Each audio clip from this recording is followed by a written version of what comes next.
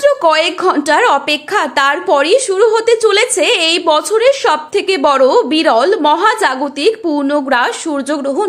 এই সূর্যগ্রহণকে কেন্দ্র করে ইতিমধ্যেই বিশ্ববাসীর জীবনে পড়ে গিয়েছে কৌতূহলের সাড়া। দিনের বেলাতেই গোটা পৃথিবীর বুকে নেমে আসবে ভয়াবহ অন্ধকার।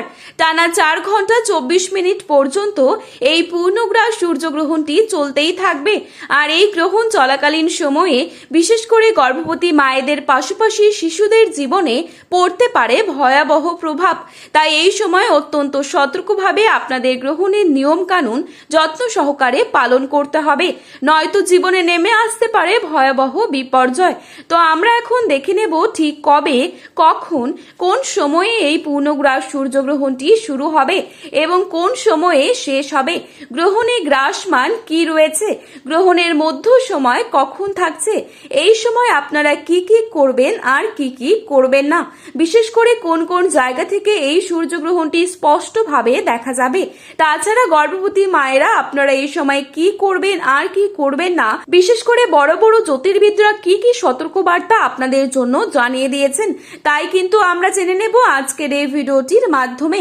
বিস্তারিতভাবে জানতে হলে অবশ্যই পুরো ভিডিওটি শেষ পর্যন্ত দেখবেন এবং চ্যানেলটিতে নতুন এসে থাকলে চ্যানেলটি সাবস্ক্রাইব করে পাশে থাকা বেল আইকনটিকে প্রেস করে রাখবেন, যাতে করে আমাদের দেওয়া যে কোনো গুরুত্বপূর্ণ খবরের আপডেট আপনার কাছে সবার প্রথমেই পৌঁছে যায়। এবং আপনি কোন জেলার গ্রহণ সম্পর্কিত আপডেট পেতে চান সেই জেলার নামটি ভিডিওর কমেন্ট বক্সে লিখে জানাবেন। তো চলুন এক নজরে দেখে নেওয়া যাক। বাংলাদেশের ঢাকা, সিলেট, চট্টগ্রাম, নোয়াখালী, পাবনা, খুলনা, রাজশাহী, বিবাড়িয়া, রংপুর, কিশোরগঞ্জ, সুনামগঞ্জ এই সমস্ত জায়গা থেকে সূর্যগ্রহণটি স্পষ্টভাবে দেখা যাবে।